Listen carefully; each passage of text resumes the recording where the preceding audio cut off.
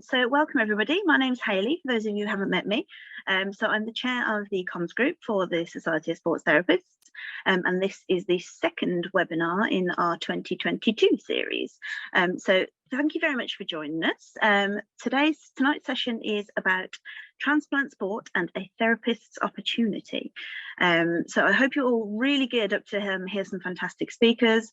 And we'll hear more about transplant sport and hear from the therapists that are actually involved in it. And we've got some really good sort of sessions to talk you through. And then we have a very exciting announcement to make. So make sure you stay tuned till the end to find out what that is. So just to kind of run through the webinar itself, we'll have a presentation by our guest speakers tonight, and then we'll end the session with good 15 minutes for Q&A. So please do think of some questions as we go along, and we'll come to those towards the end of the session.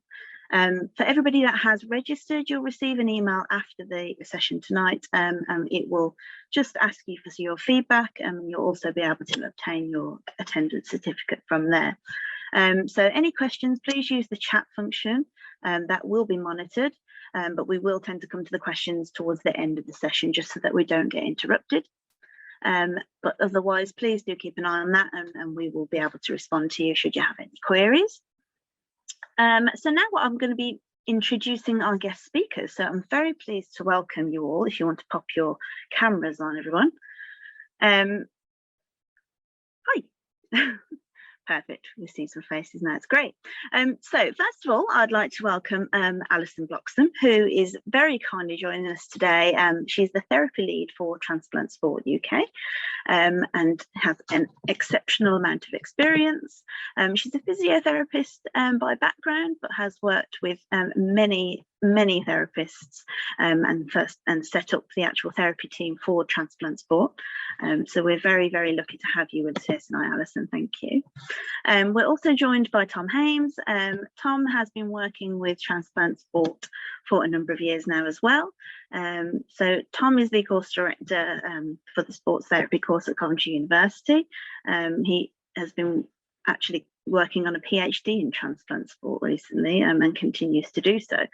So we're very lucky again to have Tom here.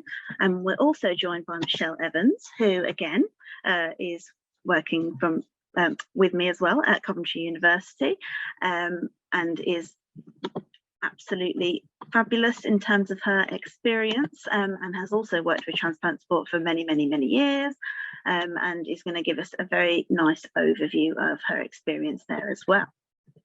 So welcome to you all. We really do appreciate the time that you're giving us today.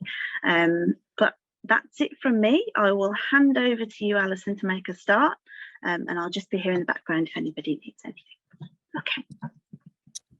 Okay, thanks very much, Hayley, and thank you to the Society of Sports Therapists for inviting us to do this talk. It's really quite exciting to be asked to talk about something that I've been involved with for a very long time now and feel very passionately about, and also feel very passionately about the actual use of different therapists and the way in which we can build a team that is multidisciplinary and really interacts so to give the athletes the best possible treatment that we can. So we're going to do a slide presentation about the Transplant Games, and we're going to divide that into 3 parts. I'm going to talk about what the Transplant Games are about and a little bit about my background in them. And then Michelle is going to talk us through some research that we did about therapists' perceptions of what transplant athletes need, and where we are at with the kind of research on that. And then finally, Tom's going to talk about actual research to try and improve our evidence base for how we deal with transplant athletes.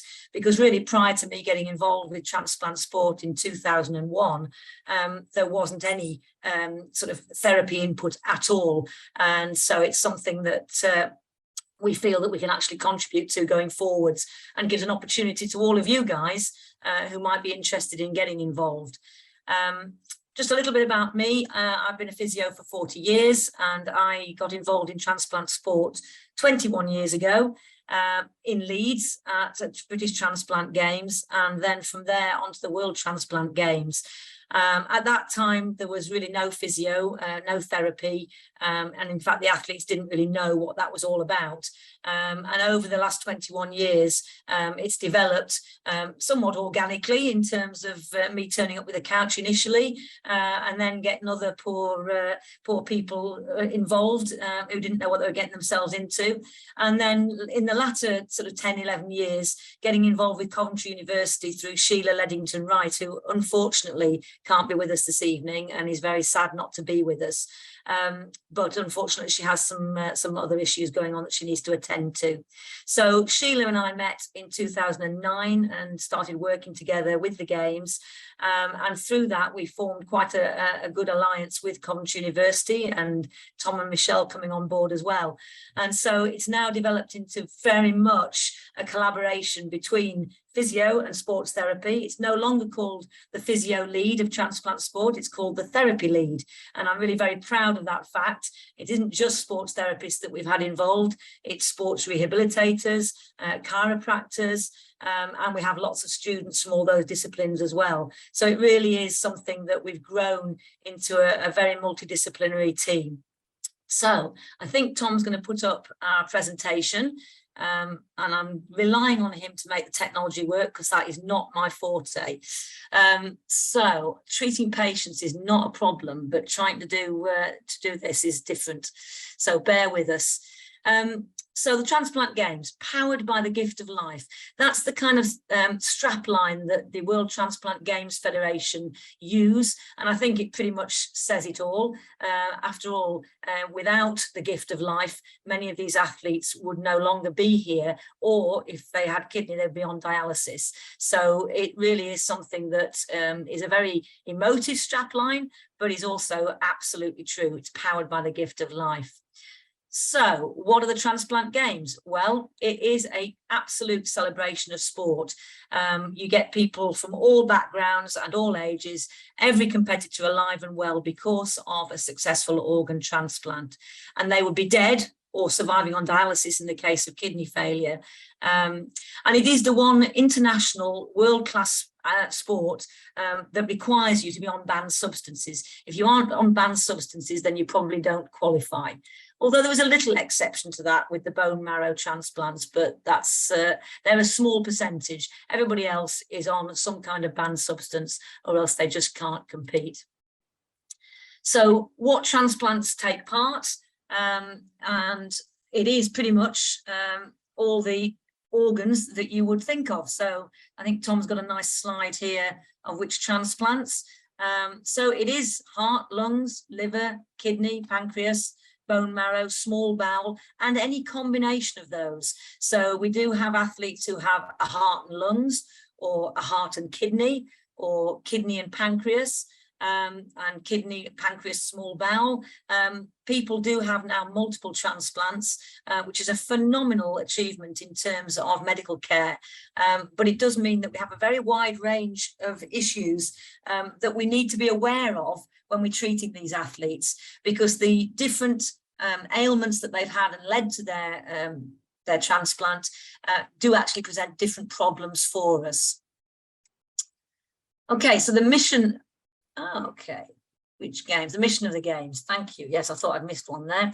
That is to bridge the gap between the need for an organ transplant and the many, many hundreds who die around the world each year because no transplant is available.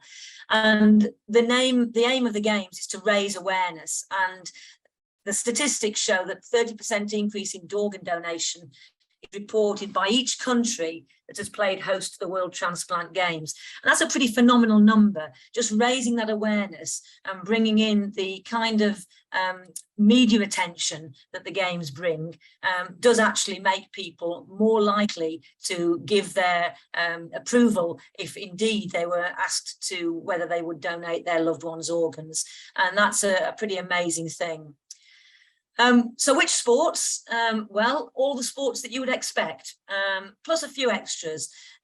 It is trying to be very inclusive, so it doesn't just include high-level athletes, it also includes those who are, if you like, have-a-go athletes. So we have petanque and 10-pin bowling, and there is even a darts competition. There's golf, and then there's all the more high-octane sports like volleyball and badminton and cycling, and then the athletics, track and field and swimming, in which we have some very, very high level athletes. If I tell you that the British Transplant Games 3 weeks ago, the 100 metres was won in 10.9 seconds, I think that will give you an idea of the level of the athletes that we can be dealing with, as well as the have-a-go heroes who just want to come along and have fun. So it really is a very diverse audience that we're dealing with. So what events do the Transplant Games consist of? Well, there's the annual British Transplant Games, and as that says, it's every year. This year was in Leeds, next year is in Coventry at the University of Warwick. There's the European Heart and Lung Games, which usually takes place every couple of years, but has not done so since COVID. The European Transplant and Dialysis Games are every 2 years, and we have just come back from those. They were in Oxford last week, a fantastic celebratory week of sport and celebrating life in general. It really was a very special week. And they take place in the year opposite to the World Transplant Games. And the World Transplant Games last took place in Newcastle and Gateshead in the northeast in 2019. And I was very privileged to lead a very large number of therapists looking after the rest of the world. So we had 1,500 athletes to look after and a full week's activities. So obviously we missed one in 2022, in 2020, and then 2021, get my years right, and we're now into 2023 when the next World Games will take place.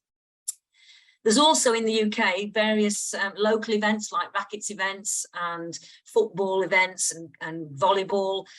So they have their own little weekends. And if we can, we try and support those. That isn't always possible, but we do try and support as much as we can with that. Okay, so the objectives of the Games.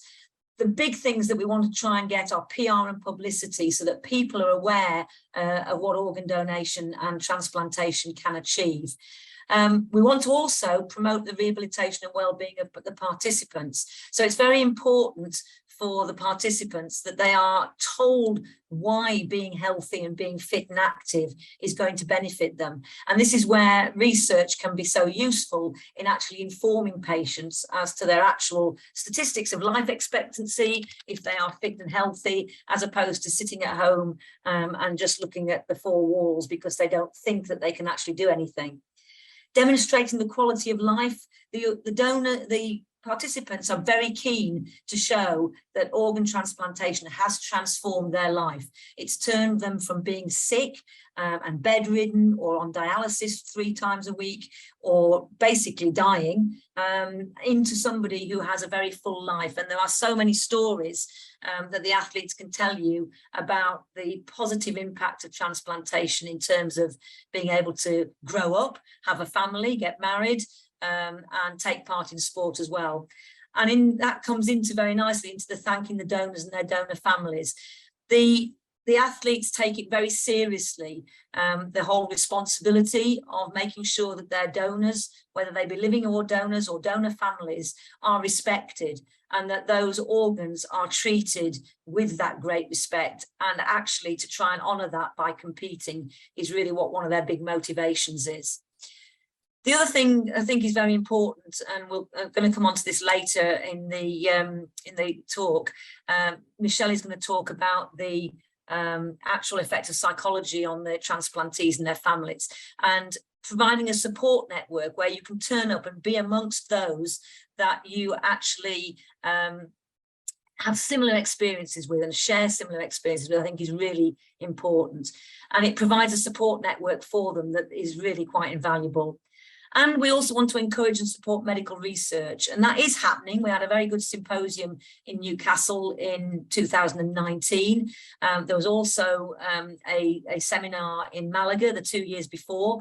I don't know whether that's been arranged for Australia yet, but I'm kind of hoping there will be, because we want to try and bring people together who are actively promoting research in transplant sport. And that's obviously something that we want to make sure keeps happening. Next slide, please. Andy Knox, the guy on the right here, who is a long-term kidney recipient, his words were, that these events never fail to demonstrate the passion that we have for promoting the benefits of organ donation through our sports, and to show that we respect the very special gift that we have received, another chance to live life through our donors. And Andy is quite a special person, as they all are, but his story is special because he has now received 3 kidneys from 3 separate family members: his father, his mother, and his sister. He's on his 3rd kidney and doing well. He's now got married and had a young daughter, and he's living life to the full and really showing his respect and love for his family by doing that. Next slide. Very special experience in Birmingham in 2016 was the world record for the number of transplantees in one place at one time. This was the opening ceremony of the British Transplant Games in the big arena in Birmingham. And I'm sorry for those from Birmingham, I can't remember its name.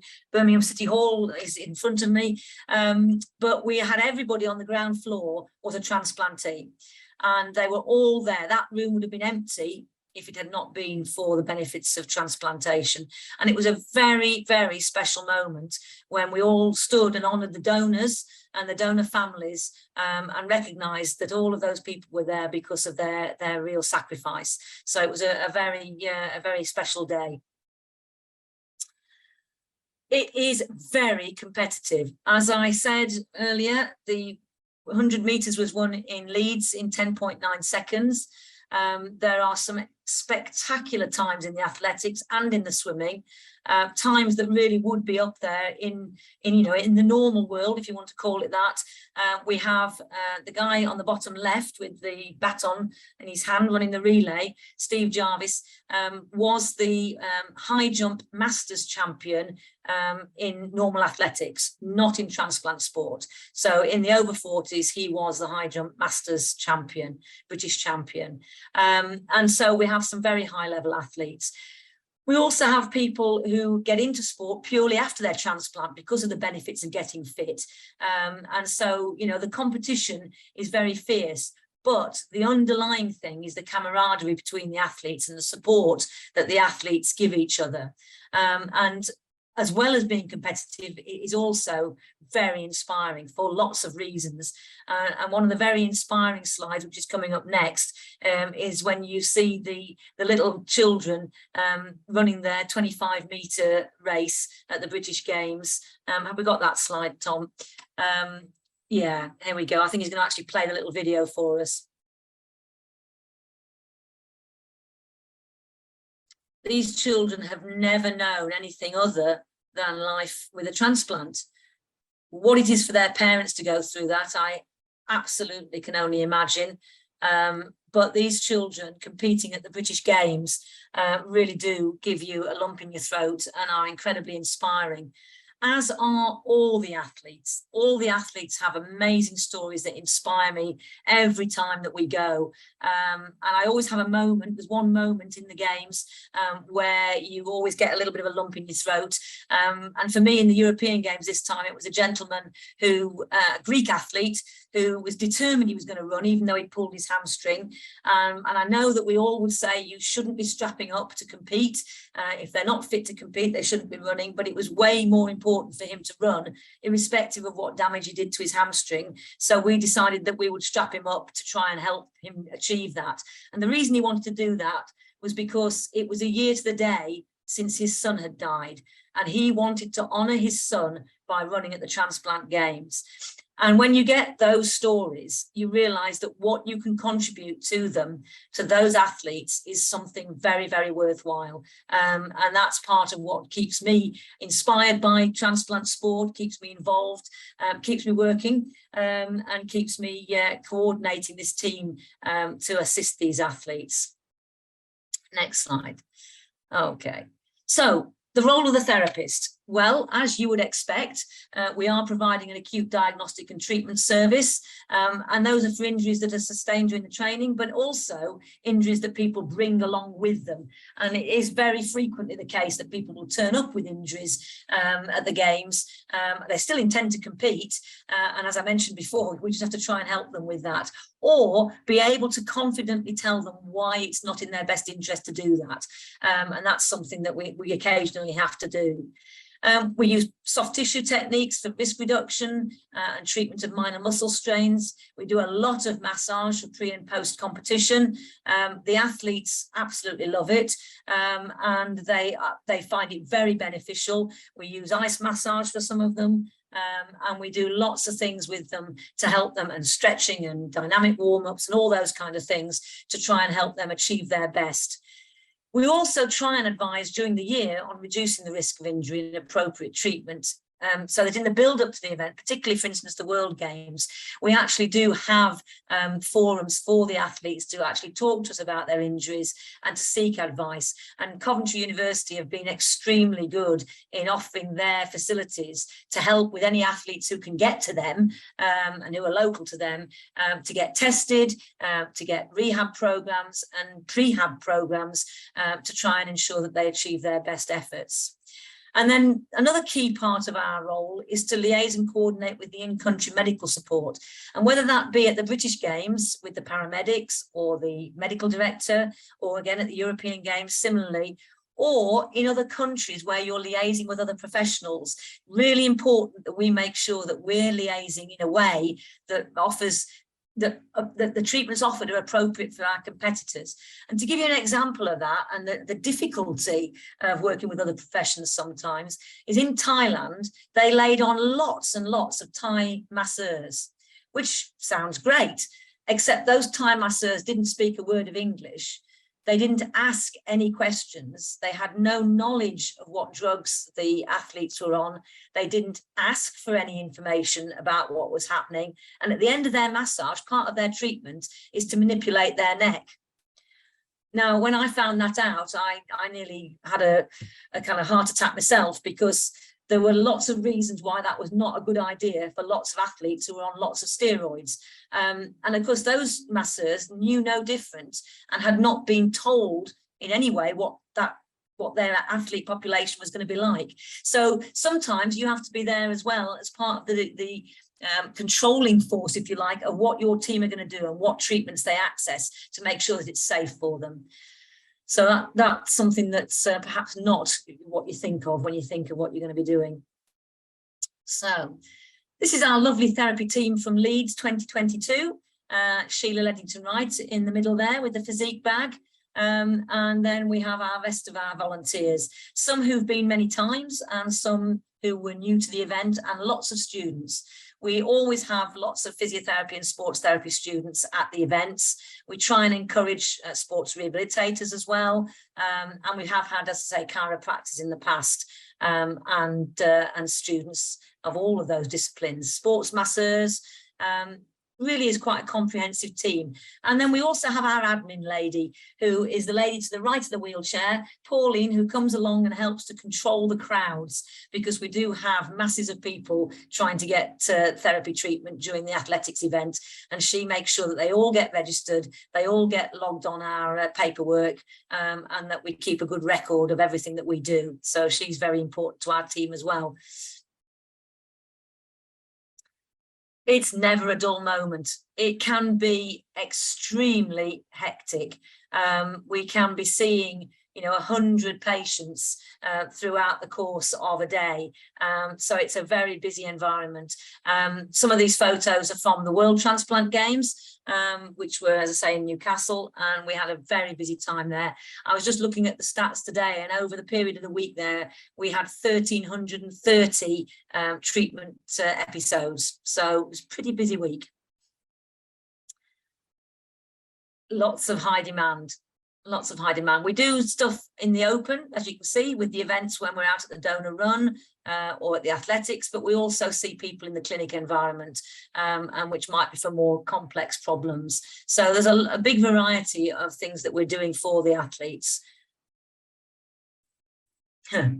We're not always in an ideal place. And we have to be a bit imaginative sometimes about how we manage our services. The top left one was in a cupboard because they hadn't actually managed to place us anywhere. We hadn't done a site visit on that occasion. And so when we were at the volleyball, the only place they could put us was in the store cupboard. So that was a little bit of an exciting one. And then on the right hand, bottom right, that was when the weather, we had Storm Bertha, Hurricane Bertha came through Bolton on the British Transplant Games weekend. And so our lovely gazebos were just not even safe to put up. And we ended up working in this little corridor, trying to support the athletes who were running in and out, getting soaking wet. Not ideal, but we can make it work. We can always make it work. So what are the learning opportunities that the Games offer? Well, we offer a very comprehensive shadowing experience, shadowing and hands-on experience. And I think that's one of the things that really is quite special about what we're doing now with transplant sport and the therapy team, is that we really do try and give junior therapists and students hands-on experience. That's not something you're going to get at elite level sport, for instance, like the World Championships or the Olympics, where students will very much be just looking and observing. They won't get their hands on the top athletes.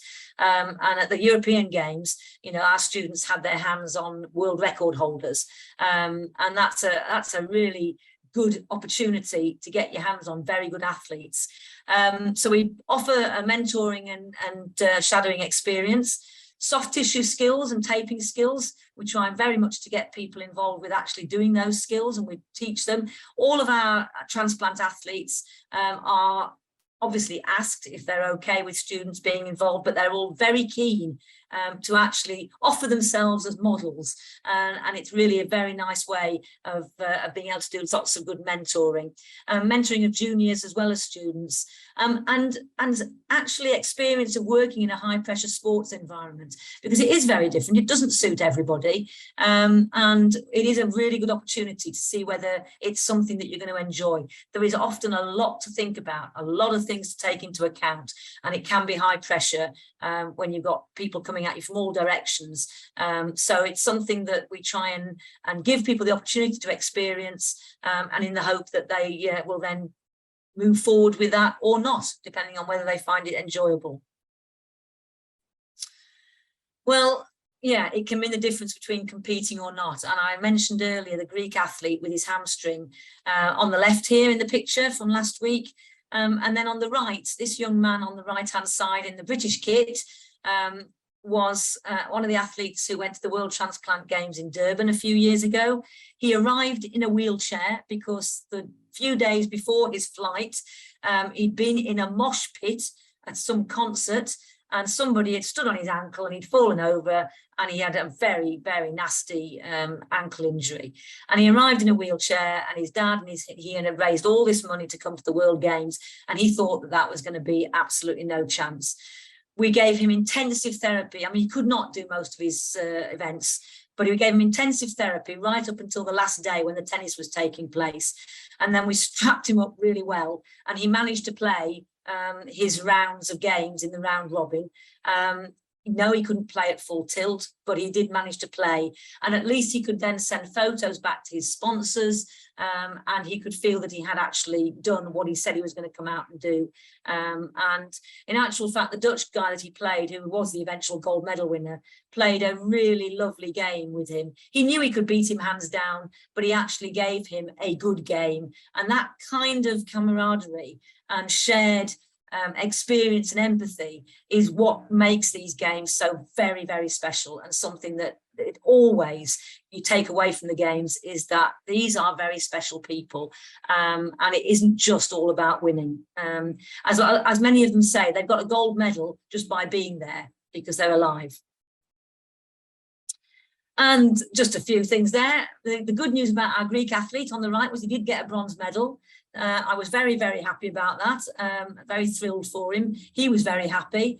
And then on the left-hand side, our Portuguese character here, he was, well, we gave him a medal actually for being the person who was most on the couch last week, but he also sprained his ankle on day one, and ended up winning a silver medal in the table tennis, and so he was a very happy boy, and it makes it all worthwhile when you get those results. And it was nice to see him achieve what he'd come to achieve. So just some more pictures of very lovely people with lots of medals. They're all very inspiring, and just really gives you a buzz when they bring you their medals and they say, thank you very much. You've really helped us. You've really helped us. So I think the other thing to say is it's not all hard work. It is hard work when we're on duty, but we do have a lot of fun as well. And there's a real shared camaraderie in the therapy team that actually makes it very special. We've had some very good laughs. I mean, last week at the European Games, we had such a huge amount of fun because we were all together in one place, and it really was something very special. So it isn't all hard work, but be prepared to work hard anyway.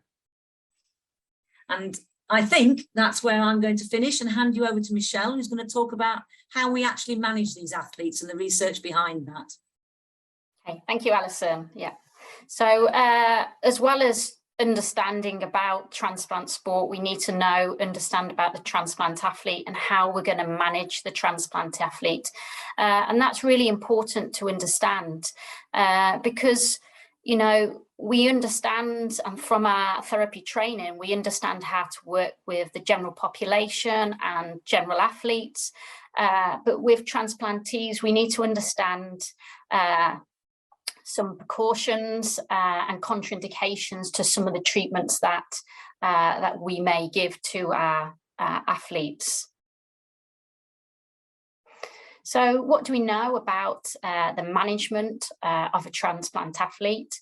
Well, what happened was we did some anecdotal, so there's lots of anecdotal kind of evidence out there which gives us information. We can look at things like Can Restore, which if you look at the bottom right picture, that's the Canadian Network for Rehabilitation. And what that does is it gives us information about management for patients and healthcare workers. But unfortunately, this isn't sports related. So this is for the general people who've had a transplant.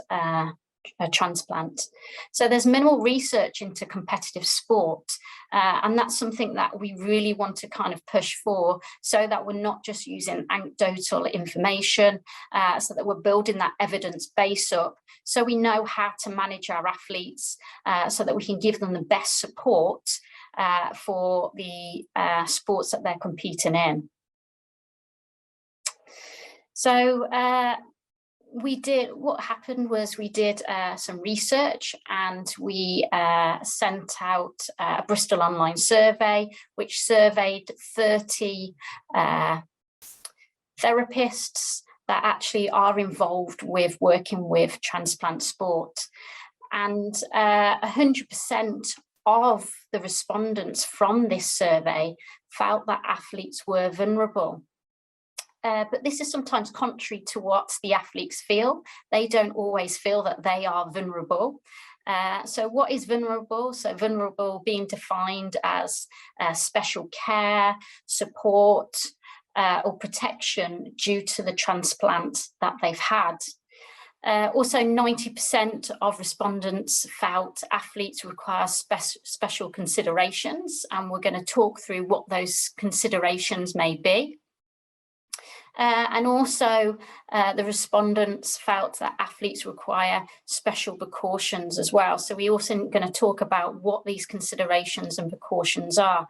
So you can see from the pictures here that these people have got heavy bruising, and this may be because of a therapist has been too hard within their manual therapy. So we've got to be very careful with what we're doing with our manual therapy. Is there any exercises that we can give the athlete instead of applying hard manual therapy, such as massage or mobilization? So we've got to really think about our considerations and when it's appropriate to give this manual therapy. So what information do therapists require? Well, as many of you will already know through your therapy training, we need that therapy specific knowledge, which we all gain through then first taking that subjective history. So we go through and gather that information about our clients in the same way that we do with transplant athletes. So we've got to understand about kind of their level of competition, where they're coming from. And then we've also got to have that specific transplant knowledge, and that's really important also. So with your specific knowledge, you may be trying to understand what transplant have they had. As Allison explained earlier on, they could have had multiple transplants. So it's really important to know what transplant they've had. It's important to know when they've had it. Is this, how recently have they had this transplant? And where was it positioned as well? Because with the kidneys, they're positioned differently. So it's important to ask the athlete, where was their transplant? Where has it been positioned within the body? And they're quite open to tell you about that as well. So, you know, understanding about how the transplant may have affected the body, and have they had, you know, adequate rehabilitation for that area, because you've had to cut into the skin and into all that muscle to place the transplant in. So it's really important for you to consider that. Also with transplantees, it's really important to think about the medication that they're on as well. So with transplantees, they're on a lot of medication. They're on immunosuppressants, and that's because the body doesn't want to reject the organ that they've had. So that's also something that you've really got to consider. So the different types of medication that they're on, they might be on steroids as well, and that also has implications to the manual therapy treatment that we're giving to the person, and also the side effects from the medications.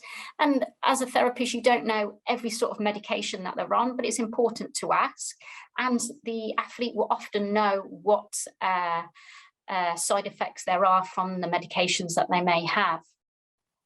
So the general considerations, the level of activity they are used to. So some of these athletes may have not taken part in much physical activity before their transplant. So it's important to understand where they're coming from within their activity. It might be the first time that they've taken part in the transplant games. So that's another consideration that we need to be thinking about. And also, how many activities are they going to be doing? Because at the transplant games, they can take part in up to 5 different activities.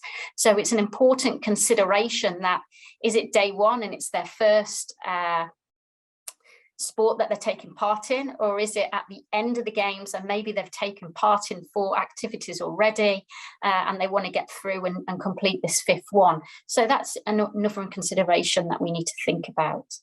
Also, the psychological aspects of transplants and competition and the emotional state of the athlete. I work with quite a few of the younger athletes when I was at the transplant games, and one of them was a heart transplant, and she got really, really emotional and upset because she couldn't compete to her best.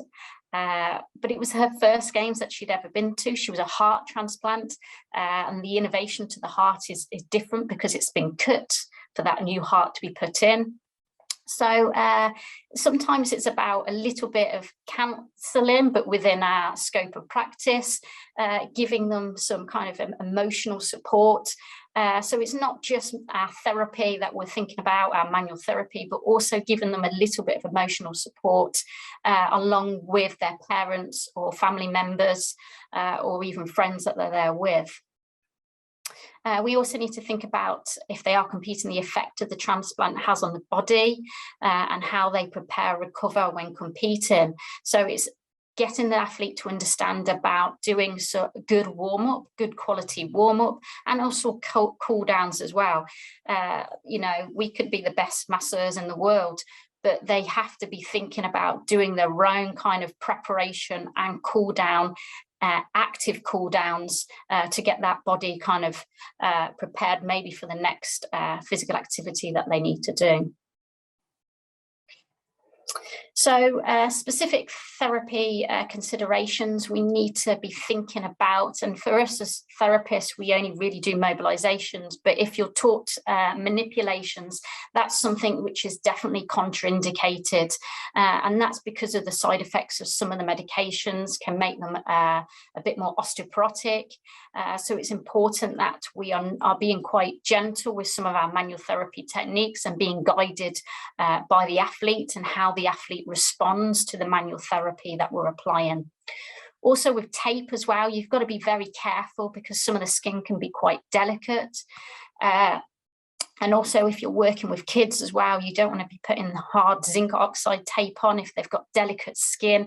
You've also got to think about how you're removing that tape as well. If you've got tape remover, which is going to make it an easier process.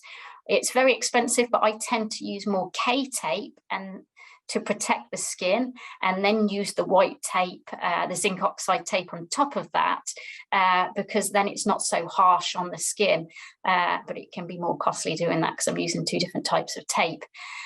We need to be mindful of the medication and, like I said, the possible side effects of the medications that they're on, and just being more conscious of the skin. So being careful with the amount of pressure and depth that you're applying to the skin. You know, you don't want to be doing really deep massages where you're then going to cause bruising and complications. So you've just got to be quite careful with what you're doing.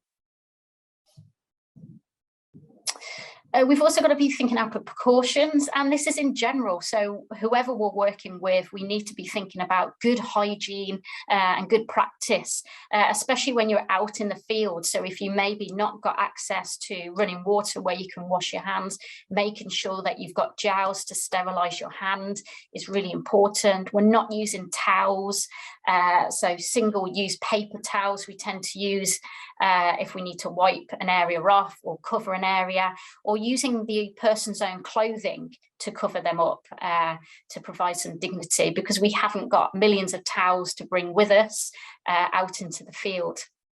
So using that hand gel between clients is really important, and making sure that we disinfect our couch each time that an athlete goes. And the biggest thing for us is we do not sit on our treatment couches, not at all. That is a huge no-no. And also not allowing footwear on couches. So just respecting the couch, respecting the area is really important to make sure that we minimize kind of infection.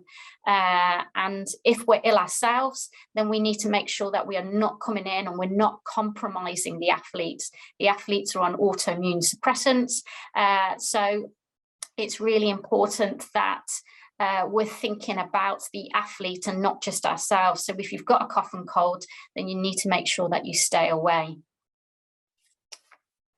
So I've talked through some of this before, but one of the things which I haven't mentioned is a fistula. So for those who don't understand what a fistula is, so for kidney transplant athletes, before they have a kidney transplant, they have something called dialysis.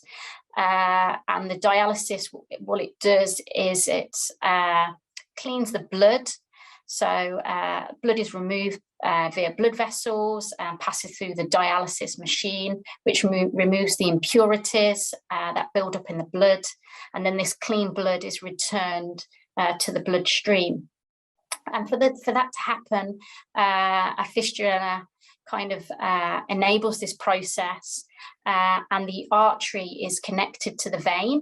And the reason for that is because with the hemodialysis to take place, the blood vessels are not strong enough for dialysis because the blood is pumped through the dialysis machine at high speeds. So there is a need to create a stronger blood vessel. And this is done by connecting the vein and artery to withstand that pressure. So with the fistula, it's normally on the forearm, but it can be on the upper arm. And if they do have a fistula, then it's really important that we protect that fistula so that it doesn't get bashed or banged. So for example, if they're playing volleyball, they don't want to be bashing their fistula, so we can protect and cover the fistula up. And as a kind of Allison mentioned before, the psychology is really important because of, you know, sometimes the survivor guilt. So having that donation then it's really important for the athlete to be taking part and they feel responsible for that organ donation. So it's a big thing, the psychology as well, which we've talked about psychology before. Yeah. So in conclusion, transplant athletes are vulnerable. However, with special considerations and moderation of approaches, we can benefit for full therapeutic intervention. So it's just important to really understand the athlete that you're working with. And for us now, we use electronic notes because you don't always work with the same athlete. So it's important that we can use electronic notes. So if I'm working with the athlete one day and another therapist works with that same athlete, they've got access to the notes, and that's really helped us using online notes. They've come in really good use for us. So it's important to be well informed and maybe not be overcautious when treating transplant athletes, be guided by the athlete. They understand the body better than anyone else. So it's really important to talk with that athlete.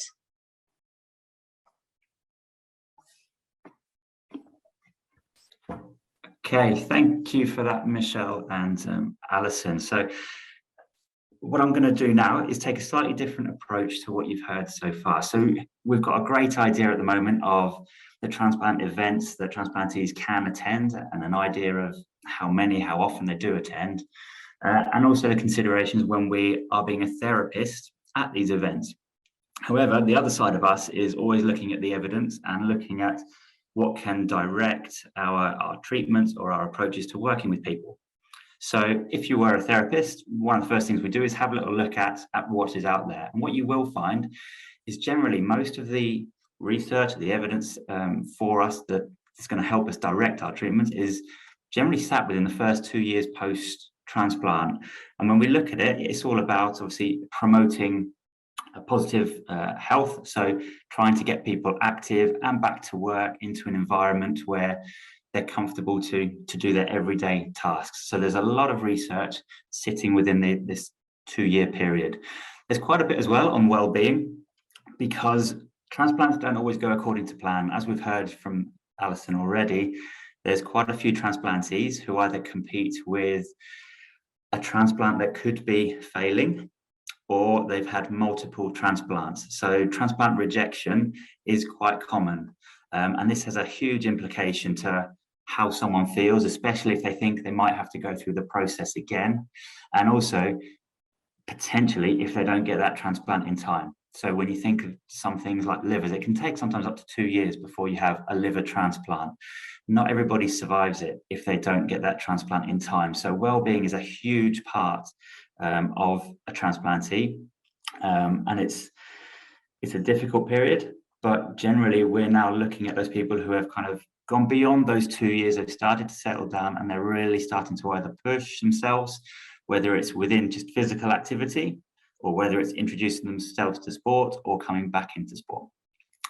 But the big gap for us is there's a lack of evidence to support people beyond those 2 years.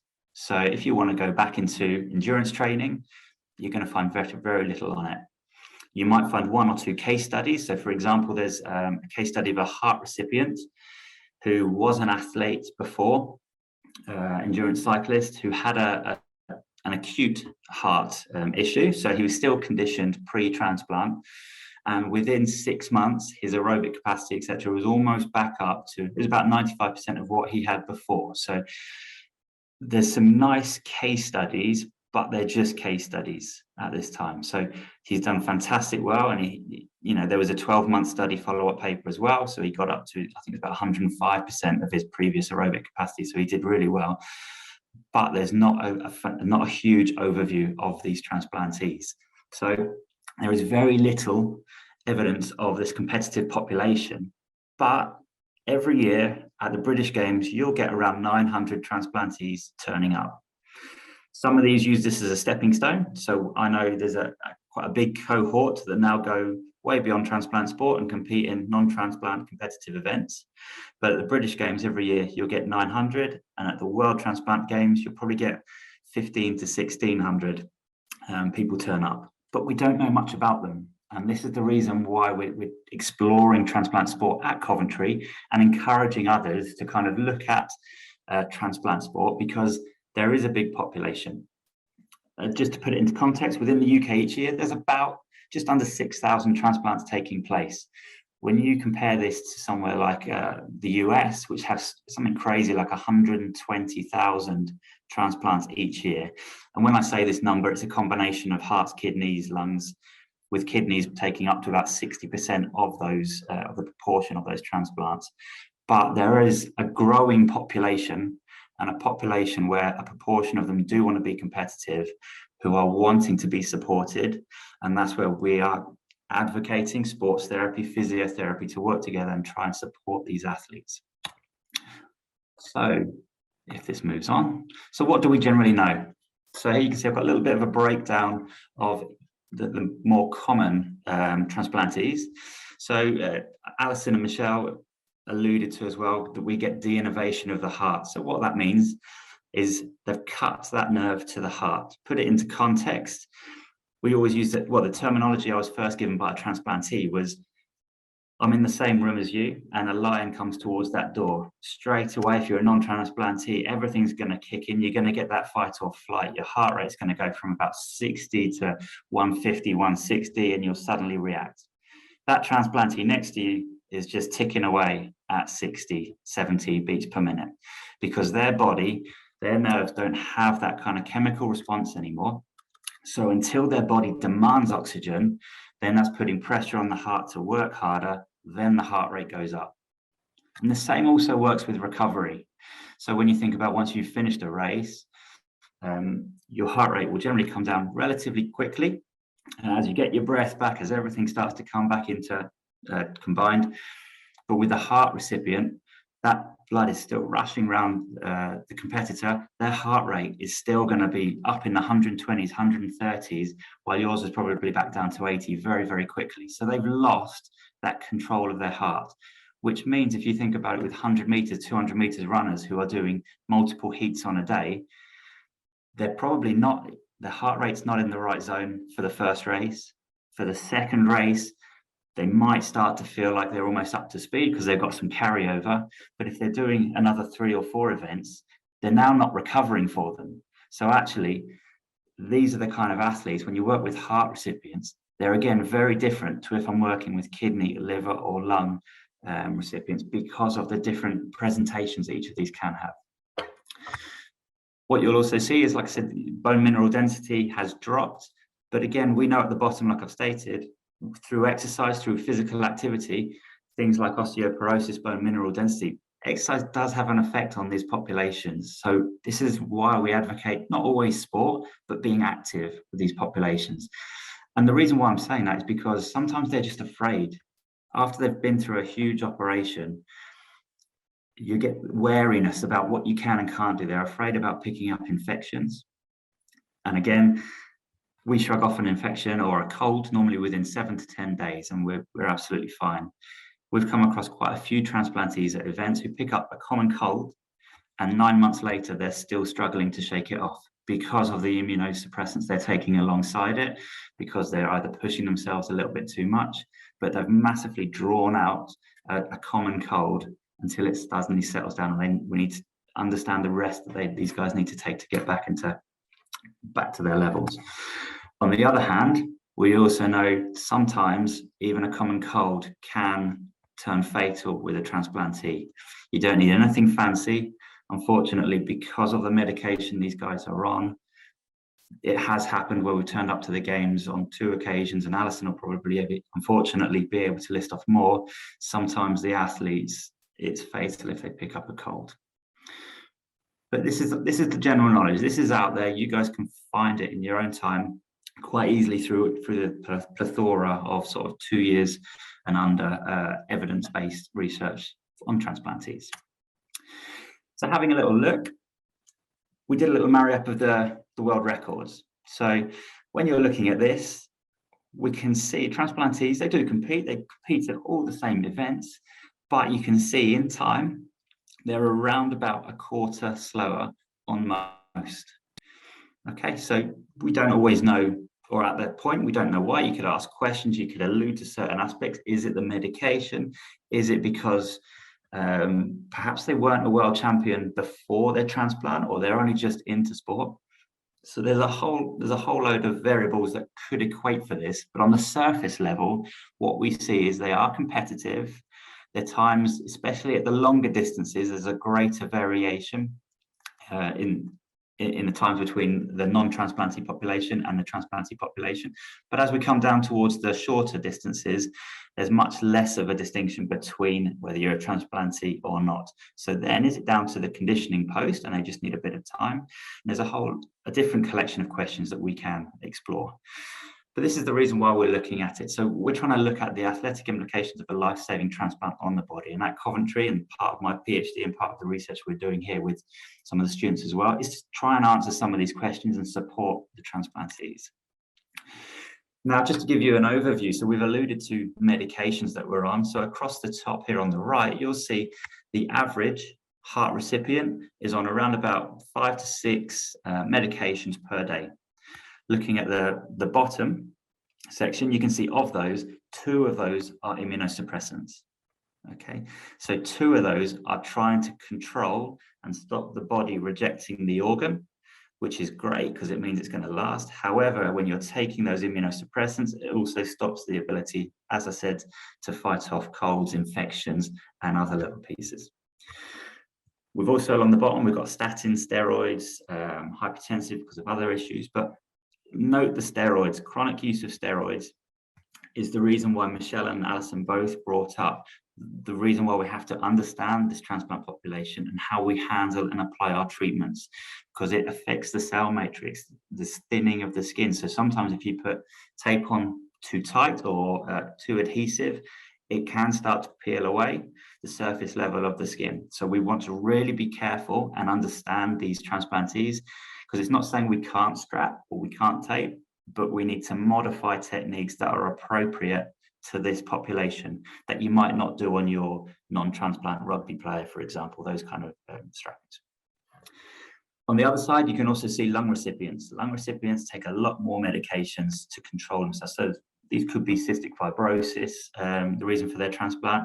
It could be they've had a double lung and a heart transplant at the same time, so their body's trying to not reject 2 to 3 different type of transplants. So the more medications they're taking on, you've got to ask yourself, actually, how are they handling that transplant?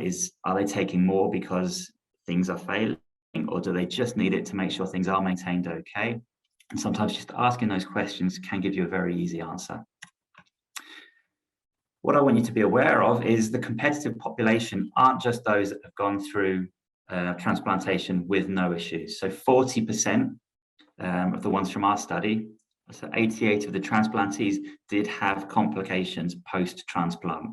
As you can see, the majority of these, I must apologize, so the different colors represent the different types of transplant, but in the picture, we can see that the most amount of rejections cover most transplants.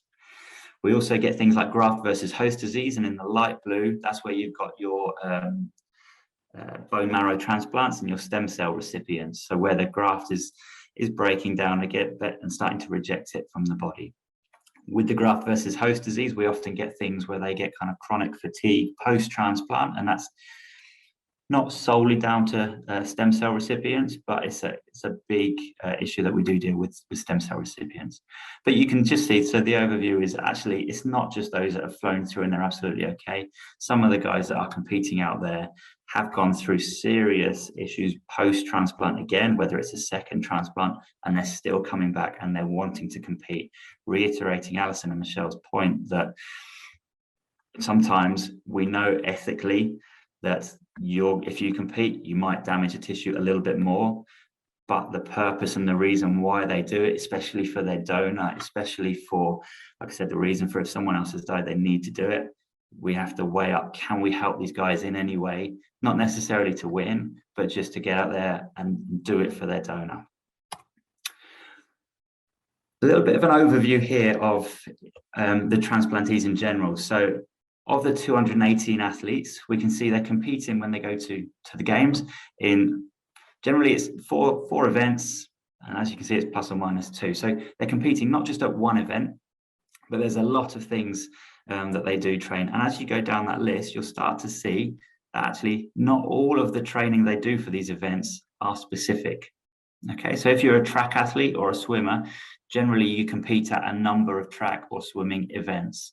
But as we come back down to kind of your court-based athletes, for example, so you can see they do 2 events and then 1, and a little bit more generally is non-specific. So they might do something like the relay, they might do the 5K, those kind of things. So what we're trying to get here is a nice picture that transplantees that attend these games aren't necessarily competing against transplantees that regularly compete at those games.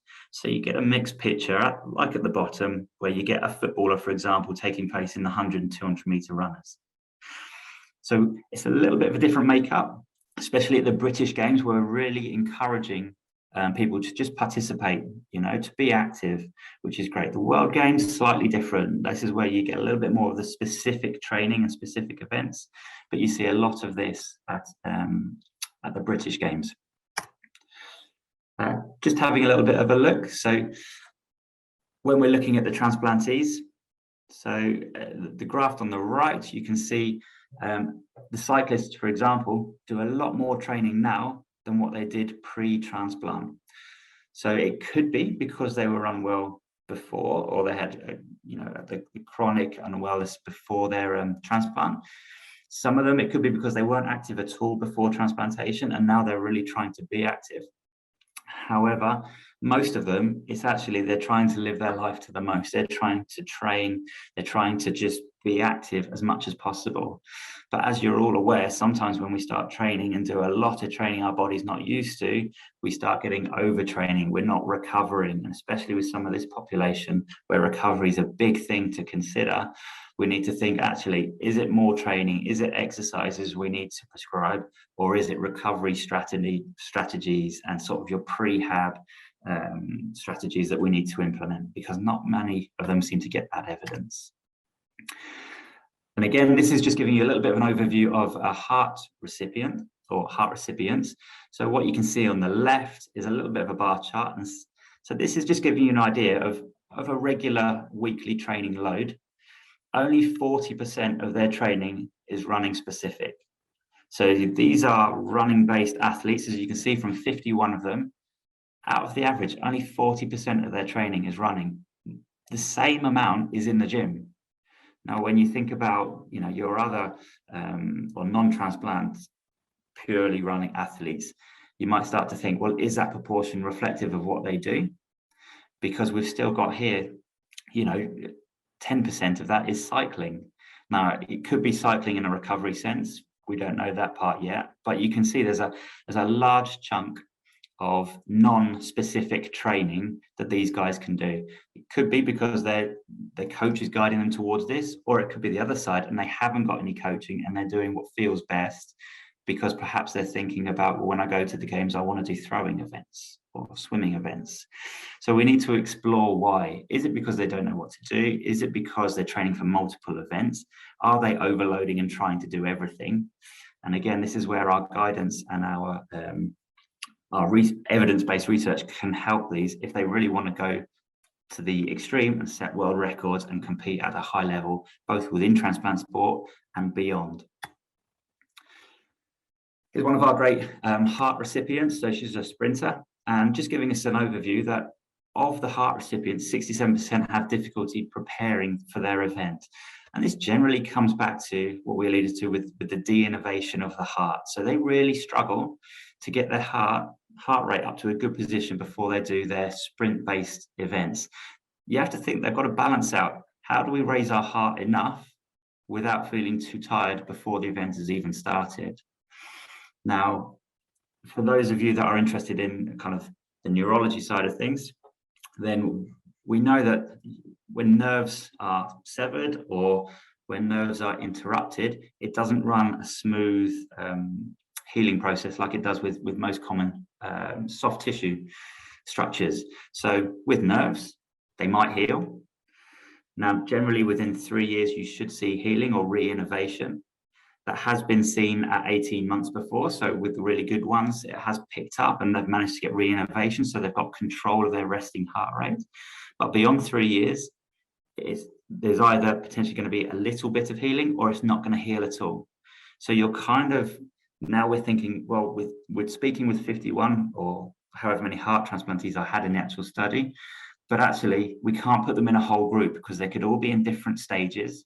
So now do I look at those 1 year past, 2 year past, or do I have to try and work out the re-innovation rate and group them like that?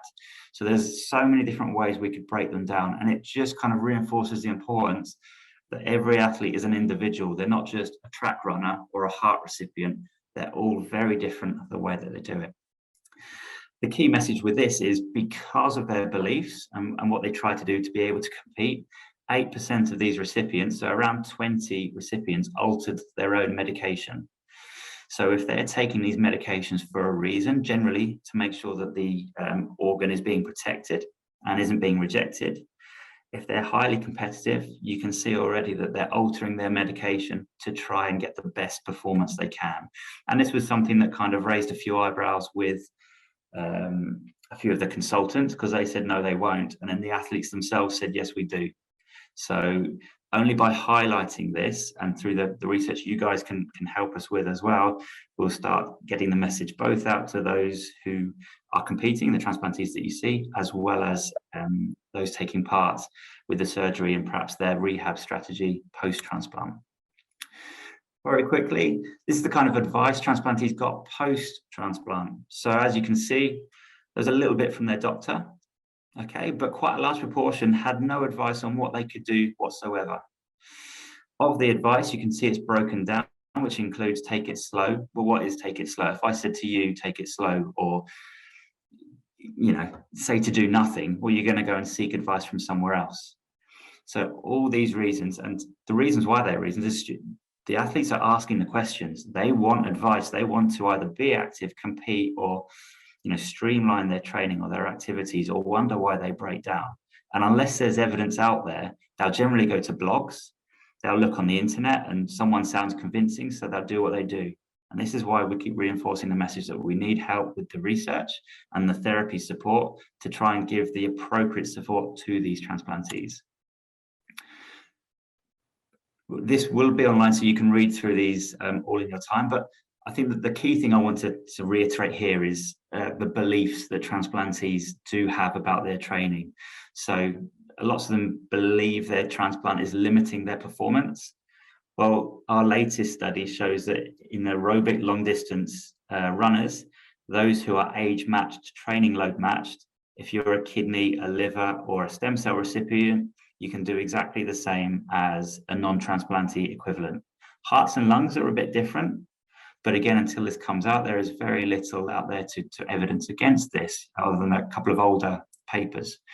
But beliefs are a huge part of supporting the transplantees. And this is why Allison as well has brought in psychologists. So we've got sports psychologists with the team. There's potential that 1 or 2 might be coming to Perth with us as well. But for the last pre-COVID, so last 4 years ago, we've had some psychologists working with a few of the transplantees who aren't injured and who were thinking about not even competing, and then who are fantastic athletes, but they're really low on confidence and a few other background issues. And then suddenly they're winning the gold because they've got that belief. So, and this is why we're within a multidisciplinary team, and the therapist doesn't have to take on everything. We just need to know who's appropriate within our team, because we can always get the best for the athletes. So the take-home notes, as again, this will all be online for you, but there is a competitive population and it's growing. I can say it's not the Olympics, it's not Paralympics. There are talks at the moment, if you speak to the hierarchy, about linking with the IOC, but we'll have to see what comes of that.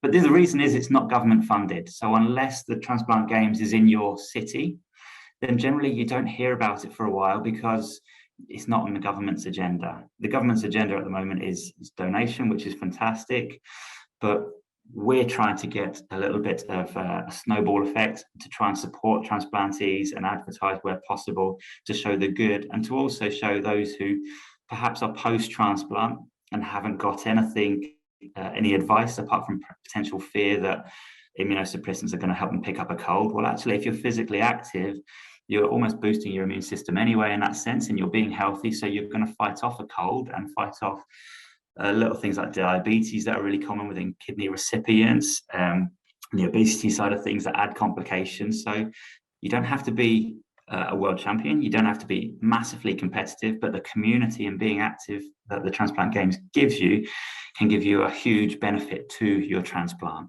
And because of that, that's why we've got people competing 35 years post-transplant. We're also trying to make sure that what the doctors and consultants know is up to date. So we're trying to make sure that we do work with them and make them realize that the good work that therapists do. There are a couple of links that we put on here. So there's a good one by Painter, if you want to have a look back at some of the more historical stuff. There's also Painter 1997. But being therapists and critiquing the papers, I would ask yourself, so they've got some people going through these aerobic capacity tests. What training did they do? Were they actually endurance-based runners they've got doing it? Were they competitive before? And critique it and just think, well, how does that help you answer these questions? And is there anything you could then do to help us if you're within a university or looking to do a master's, a PhD? Because as I put at the bottom, transplantees are seeking support. The impact you could have, for example, could be huge. There's lots of studies ongoing about ACL rehabilitation and hamstring strategies post, whichever grade tear and how to optimize it. Well, there's a plethora of evidence out there. Whereas with transplantees, there is none. So the difference you could make is so much bigger in this area at this time than within a lot of other sports, because there is very little support and evidence out there to start with. Okay, and that's why we really look for your help and your guidance and your ideas to help direct it in the future. So just to finish off on this slide, the volunteers for transplant sport, as the British Games runs annually. So next year it's in Coventry, which is great. So Allison will be the lead therapist and done a fantastic job organising this. And she generally works to recruit volunteers. It is on a voluntary basis. We're not paid, unfortunately. We do it because we really want to support these athletes. We want to make sure that they get the best service and that we help them to reach their goals, whatever age and whatever event it is. But by contacting Allison Bloxson, she will keep a list of everybody who's got an interest and keep you up to date with the events and anything that we need to fill out. Generally, we do try to keep it local in a sense because it's voluntary. However, we have people coming down from Newcastle, Leeds, from Wales, from anywhere. If they really want to help us, we're not going to say no to those. So please contact Allison Bloxson if you are interested in supporting transplant sport. And over to Hayley. Thanks, Tom. And just a massive thank you there to Alison and Michelle as well. I think you've all given us a really, really nice overview of basically why us as sports therapists should get involved in transplant sport. And speaking of getting involved, here is our very special announcement that I alluded to earlier. So as part of the partnership between the Society of Sports Therapists and Transplant Sport UK, we have put together a sponsorship package whereby part of it will go towards funding for much needed medical supplies for the therapy team. And another part of the funding will go towards a brand new travelling scholarship for one lucky SST member to join the therapy team going out to Perth, Australia in April next year. It will be an absolutely fantastic opportunity for anybody who would be interested. So please do have a think about this. I'm just going to quickly direct you towards where you can find the information. So just bear with me while I share my screen for you.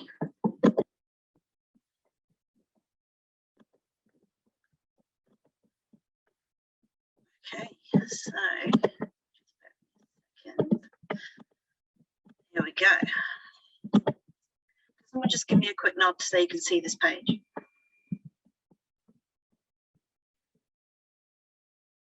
Perfect. Yeah, we can see. Perfect, thank you. So for our members, if you log on to the website, you will find all the information you need about this new travelling scholarship.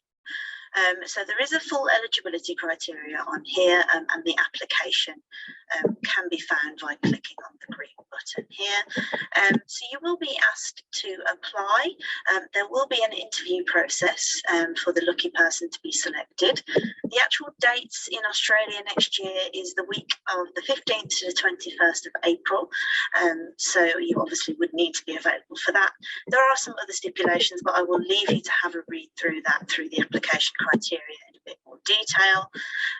So you must submit your application by the 19th of September. Interviews will take place on the 11th of October, and the successful applicant will be notified the following day. So please do have a look, have a read through. I'm sure the team would welcome a plethora of applications from all of the SST members that are interested.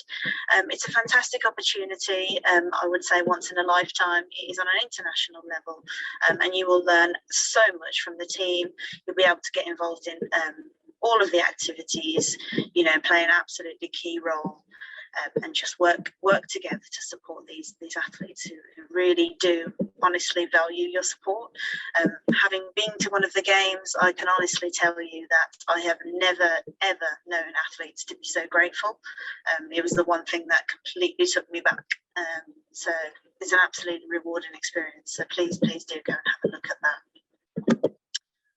Okay, so we now come to our Q&A. Thank you to everybody who has submitted questions already. Allison, Tom, Michelle, do you want to come on camera again? And we'll just have a quick look through some of these questions. There seems to be a lot, so we might not be able to get through them all, but please do bear with us and we'll get through as many as we can. So the first question that came in, thanks for clarifying that, Ruby. So Michelle, this might be more directed to you. I think it came up in your session, but could you share how you would protect the fistulas? How would you protect them effectively? Yeah, so just providing, often the athletes have got their own protection and bring cuffs and covers to actually cover the fistula, but it's just kind of padding it out and making sure that you're protecting the area. So you would pad around the fistula on top of it and tape it down so that you're protecting that area. But generally, a lot of the athletes bring their own protection and to protect the fistula, but it depends on what sport they're playing. So obviously things like volleyball, then you really need to provide good level of protection. But if they're doing things like racket sports and things, that's not going to bother them or play an impact. Yeah, great. I hope that answers your question there, Ruby. Thank you, Michelle. So another question here. What are your thoughts on the potential benefits to improve CNS function associated with grade 5 MNPs over 2 to 4 neuroplastic period in relation to immune function, glucose uptake, vagal nerve function, prefrontal cortex, etc.? I know that was quite a lot there. You could probably see the question yourselves there, guys, but any thoughts on that?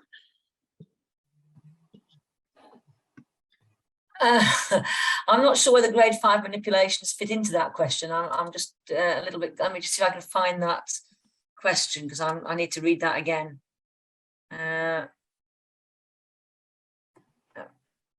What are your thoughts on potential? I think for us as sports therapists, it's not something that we are doing. We're not trained to do grade 5 manipulations as a sports therapist. We do mobilizations, and we need to be very careful with what we're doing with these athletes. You know, often we're only seeing these athletes once. We're not providing ongoing long treatment. We're going to the games to provide them with treatments there and then.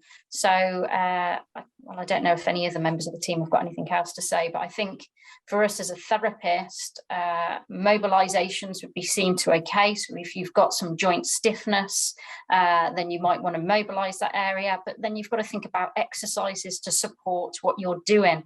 What are you doing? What is your aim of doing your intervention? And what intervention you do, you need to back that up with exercise so that they can maintain that level of mobility if that's something that you're looking at.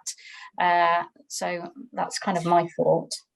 I think what I would say is that I mean, grade 5 manipulations are something that is out of the patient's control, and any benefits that may or may not be provided that have to be offset against the severe detriment that you could cause to the patient. And there are lots and lots of ways to improve neuroplasticity and to improve joint mobility without using grade 5 manipulations. So I think that any benefit that would be perceived from a grade 5 you have to find an alternative way to achieve that, because the actual detriment is far greater than the benefit potentially, and that's the problem. We don't know, because the patient may or may not have osteoporosis, but we aren't in a situation where we can find that out. It's not something that we're going to be able to do in that situation, in the field situation. So I think you know, that's really the answer, is that whether or not there's benefits and whether or not we think there might be benefits, they're not going to be relevant if you can't really do that technique. Find another way. There are lots of ways to improve neuroplasticity without using grade 5. Absolutely. So again, it's all about adapting your practice, really, isn't it? And trying to just think of alternatives, which is actually really useful to kind of know and have a think about. So I hope that helps with your question there, Mason. I'll just move on. I'm going to kind of combine a couple of questions here. So it's more about sort of precautions that you take. So there was one about taking precautions for a specific area of the body. So do you avoid working on the area altogether if you know that's where the organ has been transplanted? And then the next one was more about, is it different between the different types of transplant? So in terms of your precautions. Do you want me to take that one? I can't say, yeah, so obviously heart and lungs are in the place that you would expect heart and lungs and liver to be. The only one that presents a problem in terms of different location is the kidney, and the kidney is not placed underneath the ribs as it would be normally situated. It is put down in the abdomen, and it might be on the right side, it might be on the left side. Each athlete will tell you where theirs is. Now, in terms of whether you avoid that area, it depends what you mean by avoid it. So I think I saw one question where it asked about scar tissue. I mean, if there's scar tissue around the wound, you may want to do some gentle scar massage around the wound if that was appropriate. But to give you an example of what wouldn't be appropriate is we're wanting to do some psoas release on an athlete at the European Games. And it happened to be on the side where their kidney was transplanted in their abdomen. And as you know, trying to palpate psoas through the abdomen is fairly deep it's a fairly deep probe into the abdomen. And that is something that just would not be appropriate to do, to go in that deep when you don't know exactly where the organ is, and you might then cause damage to the organ. Keep clear of that. So I think it's a case of, again, looking at what you're trying to achieve. Can you achieve it in a different way? There are always different ways to do things. Psoas release can be achieved by going in direct onto psoas and actually getting onto the muscle, or you can do it by other hold and relax techniques, and you can do other things that then don't cause you to compromise something else. So there might be an appropriate thing, as I say, with scar massage, to actually go locally around that area, but you've just got to be aware of it. And I think if you just use your reasoning as to why you're trying to do that technique, then it might inform you on what else you could do. There's always another way to achieve something. You've also got to think about when is their competition, when are they competing? We're generally seeing these athletes on the day that they're competing. So you've got to think, is it in their best interest for you to be doing kind of quite invasive techniques when they're going to be competing? If you're working long term with the athletes, maybe you can do other things with them. So at Coventry University, we have the transplant athletes come in, and we might work with them for a long period of time and do different techniques, exercise-based techniques with them to get them moving better, to get their quality and control better. So you've got to think about, for us, we're generally working with them on the day. So we've just got to think about what's appropriate for them on that day if you're not working with them long term. Yeah, absolutely. There's a question here about can children with transplants get involved with the games. Yeah. Yes, even I know the answer to that one. Yes. Yeah. But Hence yeah, the video of the little ones running the 25 meters. Yeah. There's a whole event structure for children at the British Transplant Games. It's a huge part of the British Transplant Games, involving the children and their siblings, because I think the other thing that gets forgotten is that children who've been very, very sick get a lot of attention off their parents, and siblings suffer psychologically in a lot of ways, as well as the person who's had the transplant. And so a very big part of the British Games is involving transplant kids and their siblings. And there's a whole range of events through the year for transplant kids. We have a ski day in Kendal every year where we take the transplant kids and put them on the dry ski slope, and have a whole weekend of activities in Cumbria. So, you know, there's a whole load of events around the country each year for transplant kids. Yeah, just to put that into context as well, as long as the transplant is 6 months post-transplant, it's stable, and they're signed off by their doctor. It used to be a year, now it's 6 months, as long as they're stable. Then if you've got a transplant, you can compete almost no matter what age. We've seen people 80 plus, as Alison's highlighted already. Yeah. You've seen the little ones. So they do compete in age groups, which is obviously different to what you might see at other games, but anybody's welcome with a transplant. Absolutely. So I'm going to sort of end with one question, which is, I would say, very debatable, but I'm going to ask anyway. So do you believe the psychological influence on performance is greater for transplant athletes? I presume the question was in comparison to non-transplant athletes. But yeah, what are your thoughts on that, guys? I wouldn't say greater, I would say different. Yeah, you don't know normal athletes' perceptions and influences that they're going through. So I think every athlete, whether with a transplant or not, is different. Every client that comes into your clinic or treatment area is different and has different issues and complications. And that's why it's really important to build that subjective history and really kind of make sure that you've collected enough information to really understand that client that you're or athlete that you're working with. Most definitely. Okay, so I think we will close there as it's coming up to 8:30 now. So I just want to say an absolutely massive thank you to everybody for joining us tonight, and thank you, Alison, Tom and Michelle, for your expert support there. We really do appreciate it, and as I say, if anybody is really interested in getting involved, have a look on the website. We will post some information from tonight as well, some relevant links, so you can have a look through the information. Please go and have a look at the scholarship opportunity. It will be absolutely life-changing for the lucky winner, and the therapy team, I'm sure, will welcome you with open arms, and you'll have an absolutely fantastic time over in Australia. So I'm just going to close tonight. Thank you again once more, and if you have a look at the follow-up email that will come out, you will get your attendance certificates from there. So thank you, everybody. Have a good evening, and we'll see you again soon at the next webinar.